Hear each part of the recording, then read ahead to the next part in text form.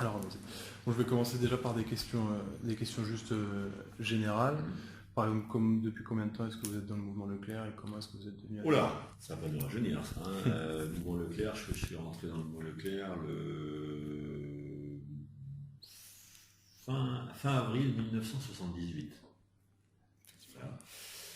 Donc 18 ans en tant que collaborateur, en démarrant en 78 au poste le plus bas de l'échelle qu'on pouvait trouver. Donc en gros, Fumanut, quoi. Voilà. D'un centre Leclerc qui était situé à Saint-Nazaire, en Bretagne Sud, d'où je suis originaire. Je suis originaire de Guérande, qui est un petit patelin à côté. Je suis rentré là parce que c'est un pur hasard. J'avais fait des saisons d'été comme dans un supermarché. J'avais été gardé pendant 4-5 ans consécutifs. Je revenais du service militaire où j'avais lancé l'appel. J'étais dans un projet sportif, on va dire de haut niveau, mais de moyen niveau. Et puis, bon, il fallait bien bouffer. Donc, voilà, je me suis présenté parce qu'ils cherchaient un manut. J'ai été pris parce que j'avais fait des saisons d'été. Donc, j'étais peut-être pour eux pratiquement plus employable vite. Et je me projetais là pour 3 mois et j'y suis resté 18 ans. Il y avait 2 magasins sur la ville, parlais avec le même adhérent, un supermarché de 2500 m² et un hypermarché de 6000 m². Et donc j'ai évolué, on évoluait dans les 2 magasins en fonction des opportunités qu'il pouvait y avoir. Donc bon, à chaque fois je me suis dit, tiens, le poste au-dessus c'est un peu plus intéressant que ce que je fais. Et puis voilà, de fil en aiguille, j'ai repris la direction du supermarché pratiquement 10 ans après. Et puis j'ai pris la direction de l'hypermarché 1 ou 2 ans après la direction du supermarché. Donc, j'ai trouvé la direction finale des 2 entités. Et puis mon patron de l'époque m'a fait confiance et m'a fait faire le parcours classique, je dirais, de l'autodidacte chez Leclerc, qui s'engage forcément beaucoup et qui s'implique dans le temps énormément dans le magasin, et puis qui apprend son métier. Et puis c'était des évolutions de magasin, donc on évolue avec le magasin jusqu'à prendre la direction. Et puis après postulant, et donc la reprise de Bressuire en 96, donc maintenant ça fait 21 ans qu'on a repris Bressuire avec mon épouse. D'accord. Donc, oui, donc un parcours assez... Le parcours classique Leclerc des gens de ma génération. Des autodidactes, effectivement.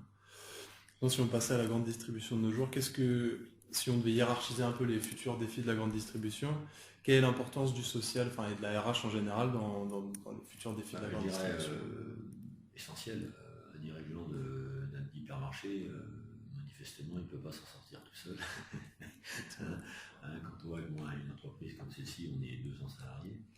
Donc forcément, il faut s'entourer, et il faut s'entourer de compétences. Et bien évidemment, on cherche systématiquement à avoir les meilleurs collaborateurs possibles. Donc c'est incontournable. Le social, c'est un élément important parce que quels que soient tes projets, quelles que soient les initiatives que tu veux prendre, les objectifs d'apporter des évolutions, il faut après avoir la capacité d'avoir les hommes qui vont mener, qui vont emmener ce projet. Donc c'est essentiel. D'accord, ouais. C'est essentiel.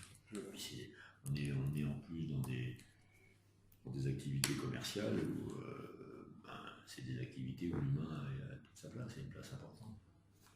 D'accord.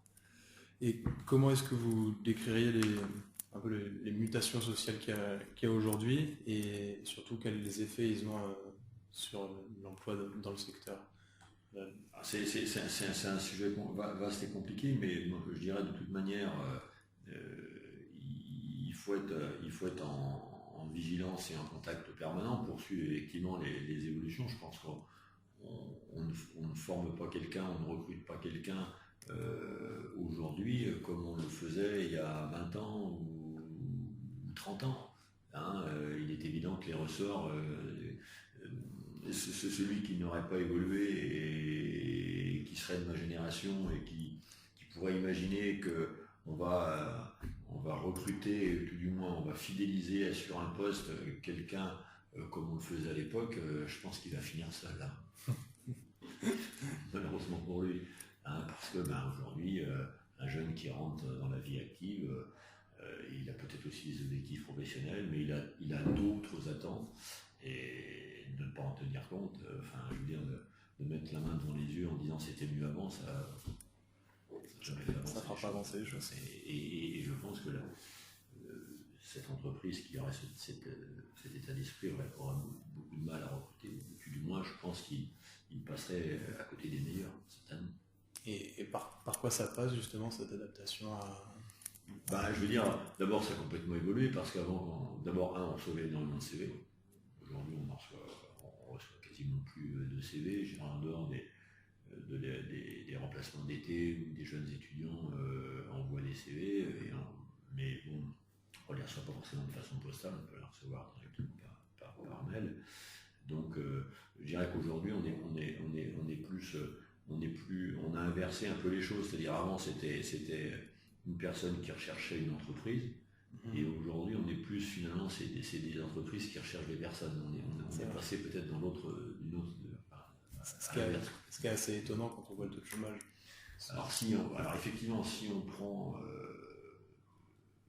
à la fois la situation de l'emploi en France et les besoins des entreprises, on se dit qu'il y a quelque chose qui ne marche pas. C'est tout l'objet de mon question. Ça c'est clair. Là, le constat est clair. Moi j'écoute ce qui se passe à ce moment, puisqu'on est apparemment en campagne électorale. Le sujet manifestement numéro 1 du pays depuis de nombreuses années est la problématique de l'emploi. Il y a un président sortant qui a joué son éventuelle nouvelle candidature à un taux de chômage ou une amélioration du chômage. Et manifestement il n'a pas réussi parce qu'il ne s'est pas représenté. Et c'est absolument pas le sujet majeur de l'élection, des promesses, des engagements des candidats à la plus haute fonction républicaine de la République. C'est assez choquant. C'est assez choquant. Aujourd'hui, alors après il y a plusieurs niveaux de collaborateurs. On a des cadres de direction, on a des cadres, on a des agents de maîtrise, on a des collaborateurs de base.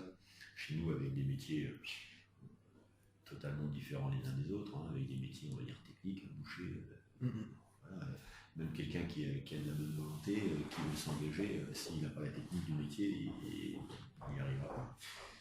Donc il y a certains métiers très, très, très simples, qui est, on va dire, ce que j'ai fait quand je suis rentré dans la grande discipline, c'est-à-dire que on écoute remplir un rayon, ranger une réserve, on a des choses pas très très compliquées, très simples, pas très difficiles, c'est simple, et que si la personne agira de la bonne volonté, elle va pouvoir occuper un poste, alors peut-être pas le poste dont elle rêvait, mais qui va le porter pendant un certain temps, le temps de faire autre chose, de réfléchir à une formation, etc.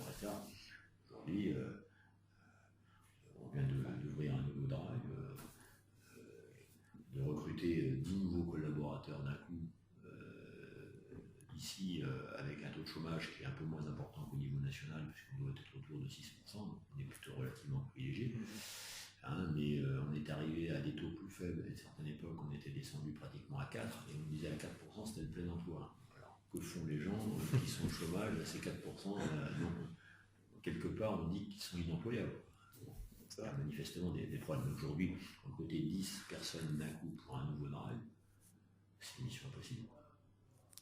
C'est une mission impossible.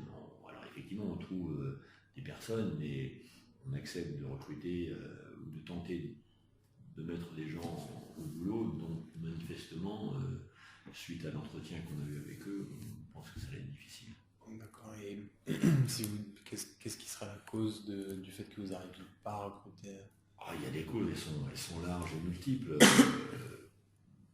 ne veux pas faire de politique de premier niveau, c'est pas l'objet, mais je crois que véritablement, s'il n'y a pas une vraie différence entre le travail et le non-travail, on n'encourage pas les gens à s'investir. Donc manifestement, je pense qu'il faut qu'il y ait de vraies différences entre celui qui attend qu'on lui trouve un boulot, et que celui qui a envie de bosser. Je pense qu'il y c'est une démarche différente. Celui qui attend que le Pôle emploi et toutes ces administrations qui sont mises au service de la recherche de l'emploi s'occupent de lui, ça, il ne va pas trouver du boulot. Je pense pas, effectivement. Et voilà. Et par contre, celui qui va se prendre en charge, qui va se bouger, il aura beaucoup plus de chances que l'autre de trouver du travail, c'est incontournable. Il y a forcément un effort individuel. S'il n'y a pas d'effort individuel, et justement l'effort individuel va récompenser celui qui a envie, donc c'est vertueux comme cercle. Hein, mais les problèmes sont d'abord ça. Le problème pour ceux qui ont des jeunes enfants, c'est les systèmes de garde d'enfants en France ne sont absolument pas faits pour les gens qui travaillent. Alors, je vais tout du moins pour l'activité commerciale. Aujourd'hui, si on prend les gardes d'enfants, on va dire structurés, organisés, ils ont des horaires où c'est entre 8h le matin et 18h le soir. Donc si tu commences avant 8h ou si tu finis après 18h, tu n'as plus de structure. Et le samedi non plus. Le samedi, c'est notre plus gros chiffre d'affaires. On fait 25% du business de la semaine. Cherchez les rats.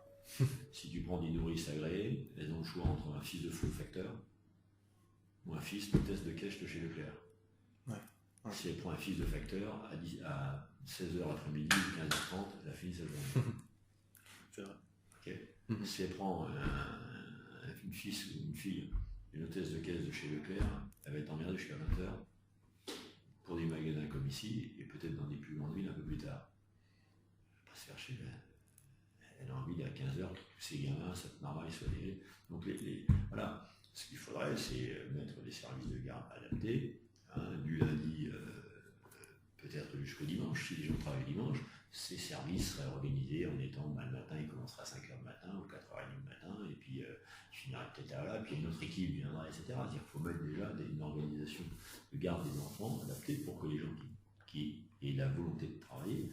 Nous, il y a quelques fois, on cherche des postes et on a pendant les vacances scolaires où des gens me disent voilà, je voulais travailler, mais je sais les vacances scolaires, je ne sais pas quoi faire de ma marmaille. Ok. Voilà, un autre problème. Hein. Voilà. Et puis aussi, je crois que les gens, ça c'est le troisième problème, ne veulent pas des contraintes d'un employeur qui leur dit que le samedi c'est un jour de travail. Ça, c'est un troisième élément. C'est vrai que c'est... Donc c'est un peu une course handicap, quoi. Hein, tu vois, tu as ça, plus ça, plus ça. Un genre de cercle vicieux. Voilà, et puis comme les gens finalement, ils touchent une contribution économique, donc ils disent après tout pourquoi me faire chier, quoi. Pour pas un écart si grand. Si important que ça, avec d'autres contraintes, la garde, le machin, le travail de samedi, qui au final reviendra peut-être plus cher que... C'est terrible à dire ce que je veux dire, mais je pense que celui qui veut trouver un job, il trouve un job. Alors c'est pas le job dont il rêvait, c'est pas le job, c'est un job, voilà.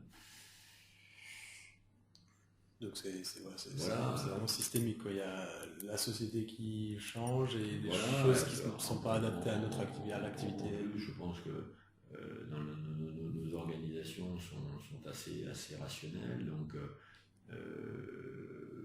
l'organisation du travail fait que chez nous, les gens ne peuvent pas trop se planquer, quoi. Donc celui qui ne veut pas trop en faire, c'est un peu plus compliqué. Donc, puisque finalement on est découpé par secteur, par rayon, donc chaque responsable de rayon finalement est un petit chef d'entreprise dans l'entreprise avec une équipe de une dizaine de personnes, entre 5 et 10 personnes autour de lui, donc voilà. Donc il les a sous les ailes en permanence, donc celui qui a tendance à bien se planquer, tout de suite il va se repérer. Imagine, t'envoies deux mecs dans une camionnette sur un chantier, ils partent à 40 km du siège de l'entreprise. On ne peut pas trop savoir ce qui est... Moi j'ai vu à chaque fois qu'on a fait les travaux, il essaie dans la grande distribution des travaux, on sait ce que c'est, on le fait régulièrement. Quand je voyais certaines productivités, je savais pourquoi je payais cher le chantier. Ok, donc il y a aussi ça. Mais là aussi, tu vois, dans le bâtiment, des entreprises sont beaucoup plus organisées, beaucoup plus structurées, etc. Mais je pense que c'est pas un levier, c'est plein de choses qui font que. Alors après, quand on va aller sur des postes après, ça, on va dire c'est des postes d'employés commerciaux basiques, etc. Après, il y a des métiers comme les bouchers où plus personne ne veut faire le métier de boucher. Un jeune aujourd'hui qui aura un niveau scolaire tout à fait correct, qui serait sorti par exemple au niveau bac et qui va faire une formation technique d'un métier de boucher, demain il fait une carrière exceptionnelle, il choisit son employeur, il choisit la région où il travaille, il choisit l'enseigne où il travaille, il peut se faire une carrière, voilà. Sauf que plus personne n'a envie d'être boucher. Alors pourquoi, je ne sais pas, il faut répondre à la question aux jeunes, pourquoi il y en a qui ne sont pas intéressés par le métier de boucher, alors que manifestement, il y a une partie de la réponse dans les éventuels leviers que l'on a évoqués après. Mais aujourd'hui, boucher, le type, c'est une carrière professionnelle d'excellent niveau. C'est vrai. D'excellent niveau. Et mais après sur les postes de responsables, on arrive déjà un peu plus à. C'est déjà plus facile. Ah oui, parce que ça reste pas la même population, on n'est pas sur le même niveau de rémunération, c'est un peu plus facile. Mais la façon de recruter n'est plus la même que celle qu'il y avait il y a 10 ans, il y a 15 ans. Qu'est-ce qui a changé? Comme vous me disiez, le fait que c'est nous qu'allons vers les personnes. Aujourd'hui, nous, pour ce qui est des entreprises, sur la recherche de responsables, on a externalisé les problèmes, c'est-à-dire qu'on a un chasseur de tête qui travaille pour nous. D'accord. Dont on a limité dans un engagement mutuel, géré géographiquement, il a que nous comme client. Okay. En grande distribution, bien évidemment. Pas d'autres enseignes, pas d'autres collègues non plus, parce que autrement, le meilleur il est chez Paul ou chez Jacques. Et on recrute aujourd'hui comme ça. D'accord. Et puis après aussi, après il y a le système un peu Leclerc de cooptation, parce que chez un collègue à 30 bornes, le gars veut évoluer, il n'a pas de disponibilité parce qu'on est des indépendants, donc il n'y a pas la possibilité de bouger d'un magasin à un autre, d'une région à une autre. Donc ça se passe souvent comme ça aussi sur des postes de directeur. Quand un mec, il y a un mec qui a le potentiel d'être directeur, mais il ne peut pas évoluer. Et bon, généralement, son adhérent essaye de trouver un poste chez un collègue. Et quand on vous dit politique de ressources humaines, qu'est-ce que vous comprenez, qu'est-ce que vous entendez, comment est-ce que politique, quoi ça fait quoi? Politique de ressources humaines. Moi, d'abord, je répète, c'est politique de ressources humaines, c'est fédérer une équipe, c'est mettre en place une organisation humaine, c'est mettre en place, je dirais, fidéliser des gens qui vont je dirais, s'intégrer dans un projet d'entreprise, avec des objectifs à atteindre, de performance, des niveaux de performance à atteindre, mais le faire, je dirais, dans un certain esprit, dans une certaine relation, une proximité, un mode de fonctionnement, etc. Et qui va être peut-être différent selon les individus, parce que la façon de manager ces équipes, elle sera différente selon le caractère des individus. Moi, quand j'avais 20 ans, je croyais que pour aller du point A au point B, il n'y avait qu'une seule ligne, avec une seule direction, et que tous ceux qui allaient prendre un chemin différent n'allaient pas y arriver. Avec un peu plus de bouteille, je me suis rendu compte que c'est pas vrai. Alors bien évidemment, celui qui va prendre cap au nord et l'autre cap au sud, non. Tout le monde va prendre l'objectif d'aller dans le même sens pour y arriver. Par contre, avec des chemins différents, parce qu'avec des comportements, des attitudes et de nombreuses fois, j'ai vu des gens arriver mieux que moi, d'autres fois moins bien, mais il y a plusieurs façons d'aborder les choses. Et là, la gestion de l'humain, la relation humaine dans l'entreprise, l'organisation humaine, elle peut être différente selon les sensibilités de chacun. Entre des taiseux, entre des expansifs, entre des impulsifs, entre des gens très posés, donc forcément ça joue énormément. Mais pour moi, une politique sociale dans l'entreprise, c'est mettre en place une organisation où les gens vont être motivés, intéressés et partie prenante dans ce projet collectif. D'accord, vous avez évoqué la performance. Ouais. C'est quoi la performance? Qu'est-ce que vous entendez par performance La performance, alors là aussi, ça dépend un peu de l'état d'esprit, mais alors, si tu l'as bien compris, moi j'ai plutôt un mode de fonctionnement sportif parce que ça a été toujours ma passion et mon essence. Donc j'ai mis en place mon projet d'entreprise comme une grande compétition. Hein, et une grande compétition avec des adversaires qui étaient nos concurrents. Hein, et donc, j'ai essentiellement fonctionné dans le sport collectif. Donc je trouvais la gestion d'une équipe de football ou la gestion d'une équipe Leclerc, c'était à peu près les mêmes ressorts. D'accord. Hein, il y a une organisation, il y a un président de club, il y a un entraîneur, sur le terrain il y a un capitaine, il y a des joueurs.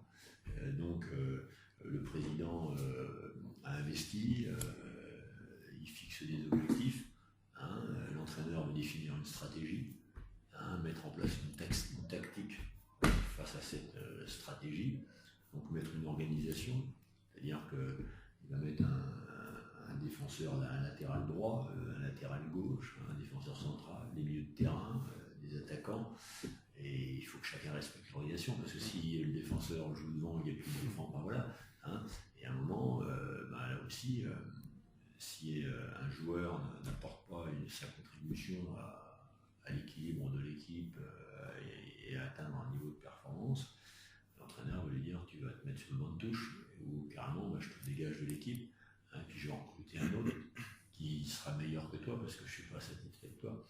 Et alors la performance, c'est quoi? La performance, c'est le premier, être le meilleur, donc par rapport à vos concurrents. Donc on va utiliser déjà toutes les panels, toutes les analyses, pour mesurer notre niveau de performance, regarder où on est sous-performant, regarder où on est performant, maintenir le niveau de performance, renforcer les endroits où on n'est pas au top.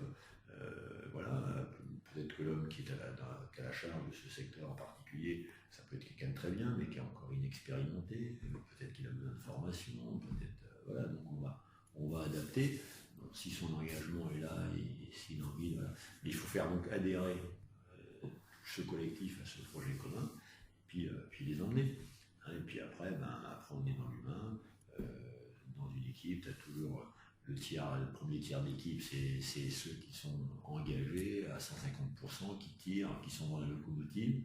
Hein, et puis les deux, la masse intermédiaire, s'il y a un premier tiers qui est efficace, proactif, ça veut dire qu'il y a 75%, 80% qui est valable. Et puis après, il faut les derniers qui en est le moins possible. Hein, et puis cela.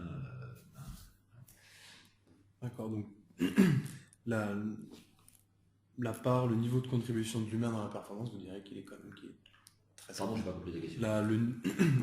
La part de l'humain, le niveau de contribution de l'humain dans la recherche de performance, quelle qu'elle soit, il est essentiel.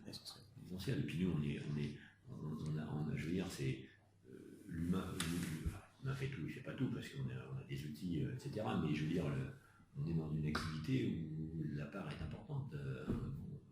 Il faut des mains pour remplir les rayons, il faut des mains pour passer les gens en caisse.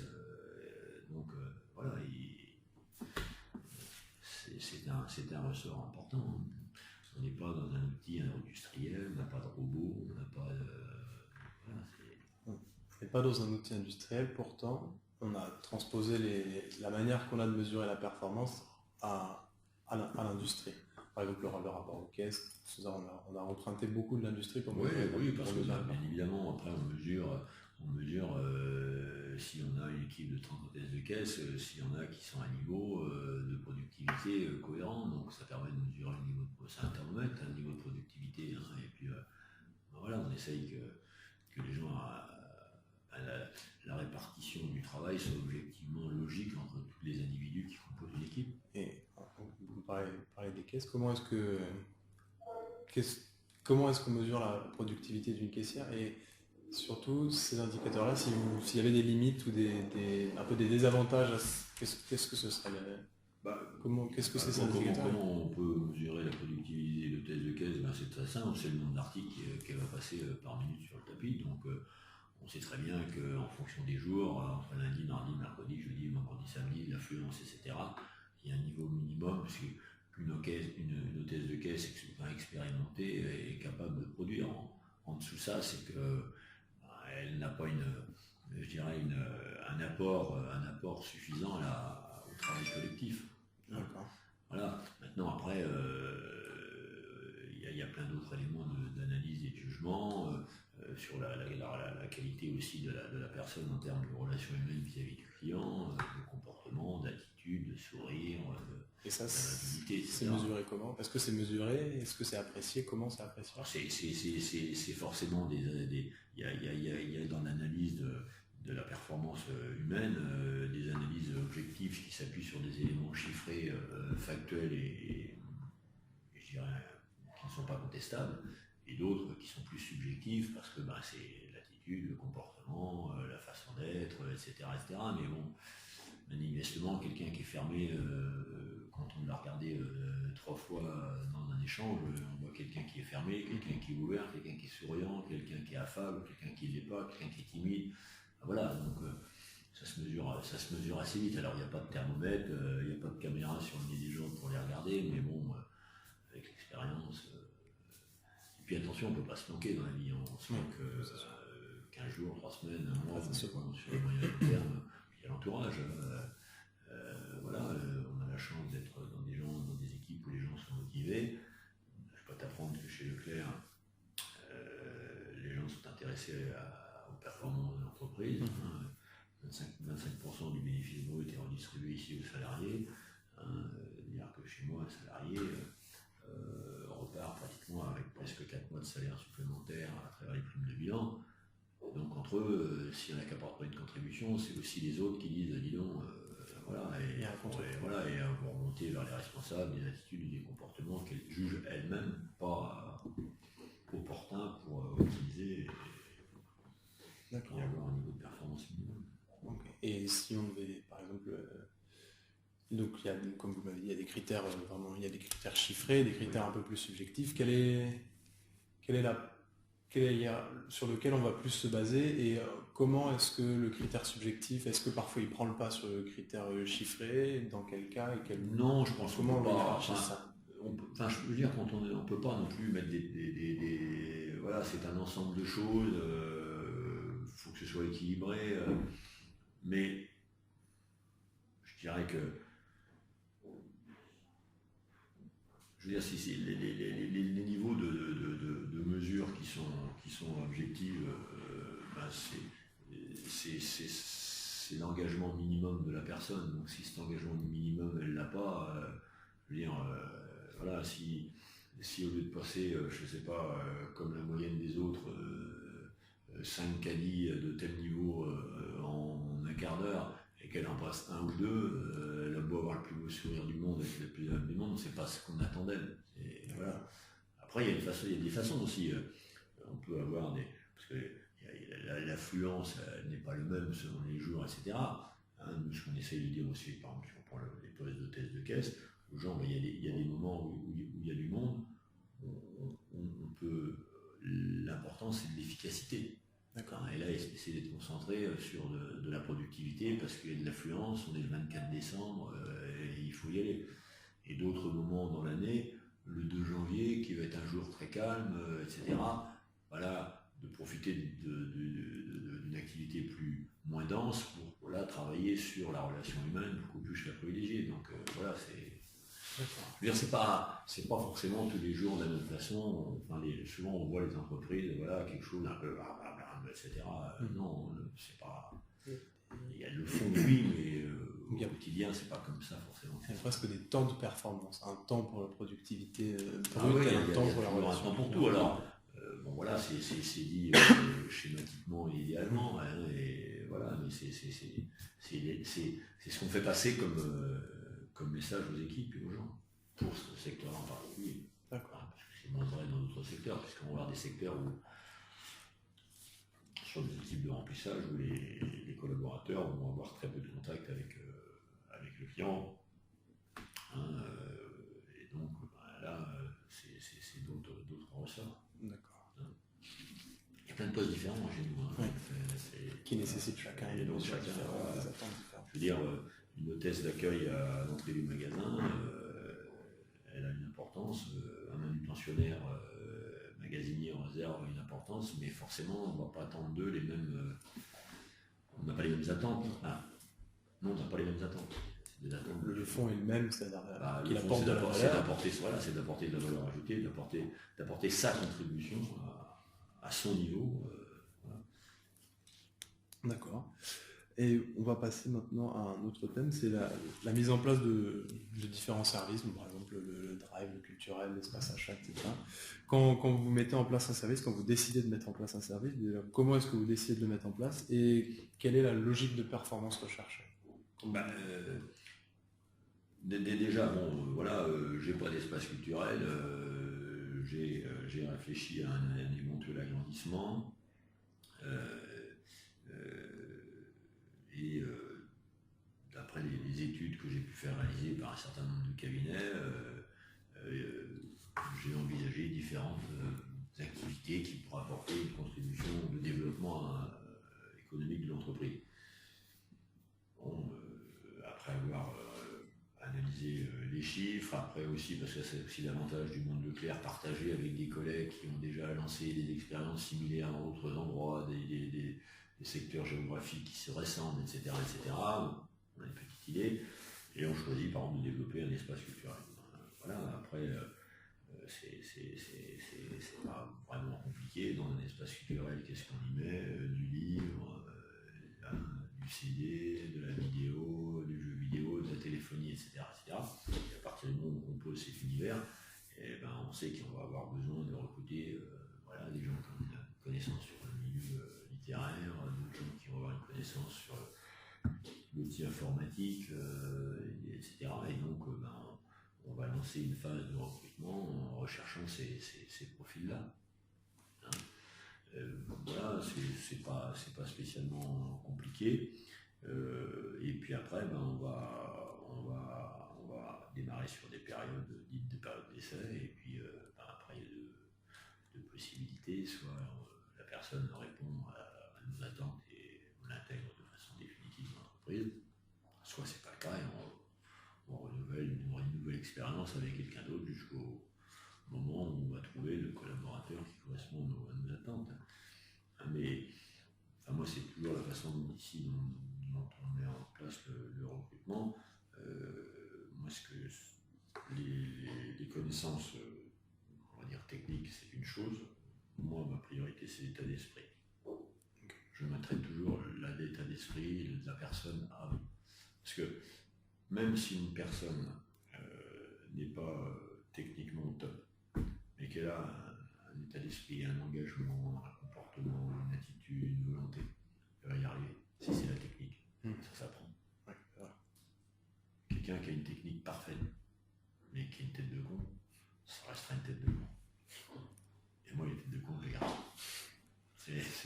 C'est un peu brutal ce que je dis. Mais c'est une manière d'apprendre. Voilà, c'est la personne, voilà, et sa technique. D'accord. Mais la technique, on peut améliorer la technique, mais on améliore pas l'état d'esprit. Et quand on installe par exemple le scan achat ou encore la carte de fidélité, qu'est-ce qu'on recherche? Quel type de performance on recherche? C'est pour un développement économique, c'est la satisfaction client. La satisfaction. C'est de la satisfaction client. Nous, c'est le client est au cœur du réacteur. Ce qui est important pour une activité de grande distribution, c'est le client.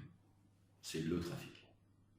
C'est qu'il y ait le plus important nombre de tubes digestifs qui rentrent par jour dans la surface de vente. D'accord. Donc il faut créer les conditions pour qu'il y ait le trafic maximum. Après ce trafic maximum, on va présenter des produits, on va présenter un assortiment de marchandises qu'il faut qu'ils correspondent au mieux aux attentes de la moyenne de ces clients-là. notre prestation soit la meilleure possible pour les tenter le plus possible, qu'ils trouvent tout ce qu'ils ont envie de trouver, qu'ils achètent tout ce qu'ils auraient potentiellement capables d'acheter, hein, et s'ils décident de revenir la semaine d'après, qu'ils reviennent de nouveau chez nous, qu'ils n'aillent pas ailleurs, enfin, voilà, qu'ils viennent le plus souvent ici, voilà, c'est ça l'objectif. Donc c'est de générer du trafic, et derrière le trafic qu'on a généré, que ça se transforme en acte d'achat des consommateurs qui sont à la recherche forcément de produits différents, d'attentes différentes, etc., etc. Et de mettre la prestation qu'il faut pour que la visite se transforme en acte d'achat. D'accord. Et est-ce que la méthode, les indicateurs de performance vont être les mêmes d'un service à un autre? Est-ce qu'ils sont généralement les mêmes? Est-ce que ça varie selon? Non, ça peut pas être les mêmes. Il faut les découper par secteur, parce que on gère pas la boucherie comme l'épicerie, on gère pas, voilà. Donc on va avoir un rayon, si on prend l'épicerie, un rayon de conserve de légumes. Donc d'abord, en fonction de la surface, tu disposes d'une place. De la place, ça donne un assortiment, je dirais, maximum. Hein, voilà. Donc déjà cet assortiment maximum, il faut faire une sélection parfaite des produits, hein, par segment, par famille, par sous-famille, hein, de taille de boîte, etc., de gamme. Et puis cet assortiment potentiel, il est virtuel. Il faut qu'il soit là après physiquement, là, du lundi matin à la première minute d'ouverture jusqu'au samedi soir à la dernière minute d'ouverture. Hein. Il ne faut pas qu'il soit sur un cadencier, il ne faut pas qu'il soit en réserve, il ne faut pas qu'il soit à la centrale, il faut qu'il soit là physiquement dans le rayon, hein, et qu'il ne manque jamais et qui à chaque fois, voilà. Voilà, donc ça c'est ça, mais il est vrai, si on passe sur un espace technique, on va vendre un téléviseur, c'est pas du tout la même chose. Il faut que le produit soit là physiquement, mais après il va falloir quelqu'un qui apporte sa contribution de conseil au client parce que sur un produit à ce prix-là, le client a besoin à d'autres attentes, et qu'aujourd'hui il a déjà été sur internet 10 fois, voir, comparer, regarder, etc. Quand il vient, il a déjà une connaissance du marché, il sait déjà un peu des prix, il sait déjà à peu près ce qu'il veut. Bon, alors voilà, ce qui n'était pas le cas avant, mais c'est pour ça que l'adaptation, elle doit se faire en permanence. Donc, et je reviens à mon rayon conserve, voilà, mais si on fait la même chose dans un rayon d'épicerie, on va passer par exemple au biscuit sucré. En plus de ce que je viens de dire là, il va falloir gérer des rotations parfaites, puisque là on est sur des produits qui ont des DLC, des DLUE actuellement plus courtes, où la partie là, les dates vont être un élément aussi de vente, vont être un idée d'image de l'entreprise, de la qualité de la prestation. Donc, voilà. Bon, c'est un rayon conserve avec des DLC, des DLUE, pardon, à 3 ans. Il faut faire attention aux rotations. Voilà.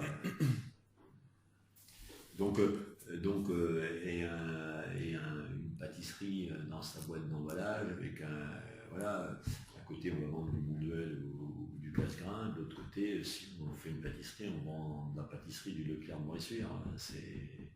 Elle a été confectionnée en totalité ici sur place avec des professionnels, etc. Donc en termes d'image, c'est pas je préfère Monduel au casse-grain ou je suis déçu de Monduel au casse-grain, donc je suis déçu du Leclerc de Bressuire. Leur pâtisserie n'est pas bonne. Pas les mêmes images. Donc, et on pourrait parler de la boucherie, de la poissonnerie, voilà, des fruits et légumes. Donc tout ça, chacun nécessite une appréhension de la performance différente. Voilà, et puis ton attente à toi en tant que consommateur n'est pas la mienne, pas la même que la mienne. Tu vas être plus vigilant sur telle chose, un autre client c'est sur autre chose. Enfin, c'est très très vaste. Et donc quelque part, il faut emmener tout le monde. Alors tout le monde de la même façon, mais voilà. Et puis après en plus, on a le management direct à la personne. Et on reprend notre rayon épicerie avec notre rayon conserve, notre rayon biscuits, etc. Donc, tu as une personne, si tu lui dis d'une certaine façon, tu vas rien en tirer. Et par contre, si tu lui dis d'une certaine façon, parce que tu le connais, etc., tu utilises les bons ressorts, ça va le faire. Et l'autre, c'est l'inverse. Donc il y a à la fois un discours collectif, hein, et après un discours plus individualisé. Hein. Il y a aussi le niveau de compréhension des personnes. Le niveau intellectuel des personnes, il n'est pas forcément le même entre un responsable de secteur et un manutentionnaire. Hein, si je m'exprime d'une certaine façon en utilisant des mots particuliers à une personne, il va m'entendre, mais il n'aura peut-être pas compris. Hein. Donc il faut faire attention aussi, hein, quand on s'adresse à des gens, il faut être compris. Hein, et ça m'arrive des fois de dire t'as compris? Oui. Qu'est-ce que je t'ai demandé? Non, je dis non. Qu'est-ce que je t'ai demandé? T'as compris que je te demandais ça, mais c'est pas tout à fait ça. Même des fois sur un reproche, tu vas dire ça va dire qu'est-ce que je t'ai dit? Non, j'ai pas dit que tu avais mal fait ton boulot. J'ai dit tu t'es mal organisé. Il y a une perception. C'est pas de travailler plus que je t'ai demandé. C'est de travailler mieux. Et si tu travailles mieux, ça va être moins pénible pour toi et ça va être plus efficace pour l'entreprise. Donc c'est gagnant. Et toi, tu as compris que je t'avais dit que tu avais mal fait ton boulot. Donc là, tu fais la gueule. Tu n'as aucune raison de faire la gueule. Je t'ai jamais dit que tu travaillais mal. Ah oui, là-bas, j'avais pas compris.